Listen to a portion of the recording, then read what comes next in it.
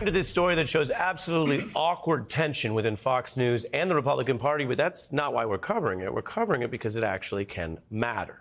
We've mentioned this before. Rupert Murdoch remains a very powerful owner of the largest mainstream conservative media empire, and we've seen Fox News has now started just ignoring entire Trump speeches. Murdoch outlets say he's unworthy to be president again.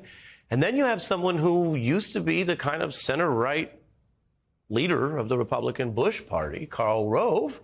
He's writing in, of all places, Rupert Murdoch's Wall Street Journal that Trump is hoarding millions of dollars from Republican donors. He's not helping other Republicans. And then you have it, quote, donors might not keep giving. Candidates might start to wonder how strong an ally Trump really is. And then there's a shot at the discredited claims about the 2020 election.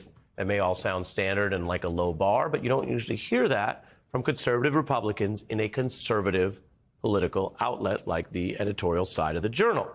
Now, Trump was giving that primetime rally in Arizona on Friday. The Fox News evening lineup did not take it live. Here's what they did. Joining us now, and I'm delighted he's with us, Governor Ron DeSantis from the great state of Florida. I mean, you're just the guy, you're the man of the moment. The man of the moment, while the former president and self-proclaimed head of the party is talking. You don't see that every day. And everyone, let me tell you, everyone in politics knows what's going on here. They ignore the rally. They gave 13 minutes to DeSantis. Some people saying, that's just cold, man. Now, some at Fox are also worried about what Trump will do, and no one is writing anything right now about who's coming and going. We're just following the split. Trump went after the Fox and Friends hosts of going to the, quote, dark side after they mentioned the factual matter that he is sagging in some Republican primary polls. And then you get this uncomfortable moment where one host mentioned the polling again. 75% of Democrats want somebody else. In the same poll, 55%. There's that clone shot again. 55% of Republicans or people leaning Republican want somebody other than Donald Trump to run. That's up 6% from their earlier poll. And if the former president's watching, you should know those are just the numbers you're relaying. You didn't come up with those numbers, right? CNN came up with them. Right. Ainsley said that if this was a fascinating poll. It is. That's why we just talked about it. Yeah, but live TV can be, well, revealing. Let's look as that smile begins to fade from Mr. Kilmeade's face when he realizes he is caught live on camera with a co-host talking again about these Republicans who, let's keep it going, just don't like Trump as much as they used to. He almost looks like he's concerned someone might catch him not saying this, but just being near it.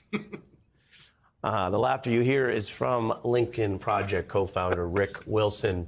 You're not a big lefty. No, That's not how you spent your life. Not how I roll. You know this world. We do. wanted to get your view on what's going on, and particularly, as I mentioned, however it plays out, you don't have that DeSantis programming by accident, do you? Listen, this is a very considered decision on Murdoch's part. They have decided Ron DeSantis is the new boy wonder. As long as Donald Trump keeps bleeding out, they're going to keep pressing button. Ron DeSantis has got hot and cold running Republican elites and consultants flying down to Tallahassee to kiss the ring and other parts. He is the man of the moment with the billionaire class in the Republican Party, and it's driving Donald Trump out of his damn mind. He sits in the bridal suite at Mar-A-Lago or in his room at Bedminster and throws things at the walls every time he sees Ron DeSantis on Fox, which is about every 35 seconds now. I mean, that one 13-minute clip is just one of the probably half a dozen hits he's done on the show, on the channel in that week. He is the guy Rupert has picked, and Rupert owns the most powerful normative force in Republican politics outside of Trump. I do have a theory, though, Ari, that eventually Rupert's instinct to watch a car crash, to watch a fight, he'll elevate Trump again, because Trump will get back out there in the fight.